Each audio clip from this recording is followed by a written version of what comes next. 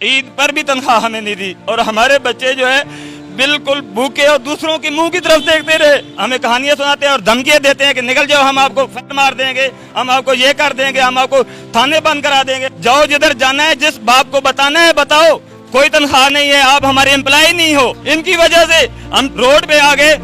मालिक मकान ने मकान खाली करवा दिया। दूध वाले के पास जाते हैं दूध लेने के लिए, वो दूध नहीं देते।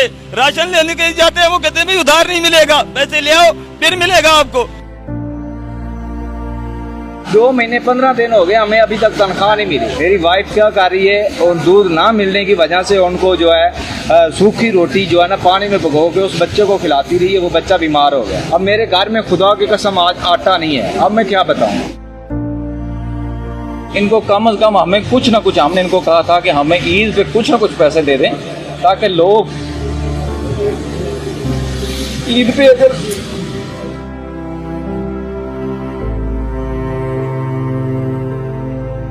अस्सलाम वालेकुम। ऐसे टाइम के साथ मैं हूं नदीम अब्बास। पाकिस्तान की फोर्सेस के बाद एक शख्स जो आपको रोड्स पे, आपके इदारों के बाहर और आपके दफ्तरों के बाहर आपको नजर आते हैं, वो है private security guard. Security guard आपकी सिक्योरिटी करते हैं, आपकी जान और माल की हिफाजत करते हैं। लेकिन एक सिक्योरिटी गार्ड जो मेंटली सेट नहीं होगा, जिसके घर में राशन नहीं होगा, 2-2, 3-3 महीने उसने नौकरी की होगी लेकिन उसको तनख्वाह नहीं मिल रही होगी, वो किस तरह नौकरी करेगा। आज ये जो मेरे पीछे आपको हजूम नजर आ रहा है, ये भी तमाम अफराद जो हैं कि सिक्योरिटी गार्ड हैं। क्या वजूहात है, क्यों निकले हैं रोड पे, इनसे हम जानेंगे। हम जिम कंपनी के एम्प्लॉय हैं और मई की तनख्वाह इन्होंने हमारी रोकी हुई है और उस वक़्त से हम इनके मेहनत और तरले कर ले हैं कि यार हमें तनख्वाह दे रहे हो, हमारे छोटे छोटे बच्चे हैं, और फिर भी ये हमारे ऊपर तरस नहीं खा रहे। हालांकि कुर्बान ईद गुजरी है, ईद के दौरान भी हमारी इन्होंने कोई मदद नहीं की।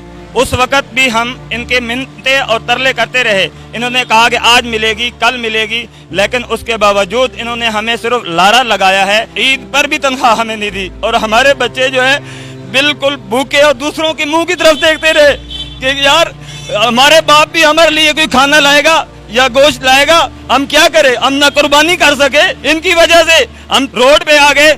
मालिक मकान ने मकान खाली करवा दिया। दूध वाले के पास जाते हैं दूध लेने के लिए, वो दूध नहीं देते। राशन लेने के लिए जाते हैं, वो कहते हैं भाई उधार नहीं मिलेगा, पैसे ले आओ फिर मिलेगा आपको।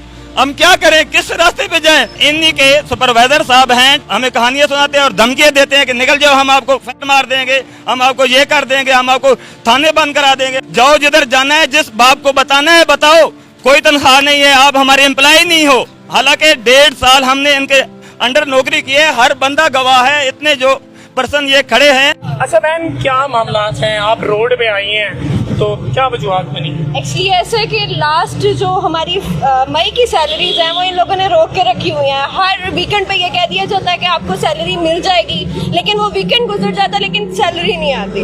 अब जब हम यहाँ पर आए हैं, लास्ट भी हम लोग आए हैं, यहाँ पर आके हमने अपने यूनिफॉर्म के ड्यूज क्लियर किए हैं। आने के बाद इन लोगों ने हमें पे किया, वरना पहले हमें यही कहा जा रहा था आपको आज देंगे, कल देंगे, आज देंगे, कल देंगे। और अब सैलरी लेने के लिए आया तब भी हमारे साथ मिसयूज अब्यूज किया जा रहा है कि भाई आपको सैलरी नहीं दे सकते। भाई क्यों?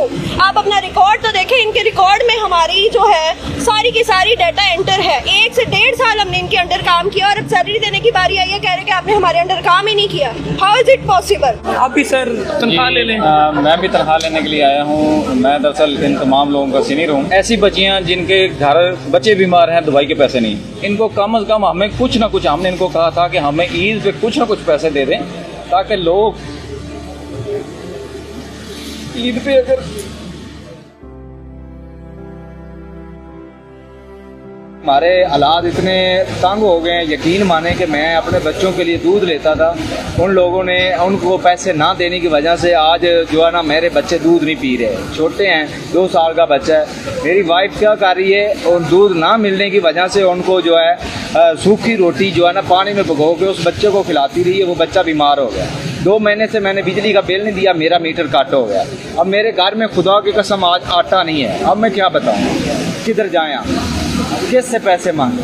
2 महीने 15 दिन हो गए, हमें अभी तक तनख्वाह नहीं मिली। ਤੁਹਾਨੂੰ भी तनख्वाह नहीं मिली? नहीं सर, 2 महीने हो गए जलील कर रहे, तनख्वाह नहीं दे रहे। ड्यूटियां सी इन्हां दियां कीतियां जिम सिक्योरिटी दियां, ठीक है, अज देने कल देने करदे 2-2.5 महीने हो गए जलील कर रहे, तनख्वाह नहीं दे रहे। दिल ही जलील हो के इत्थे आने।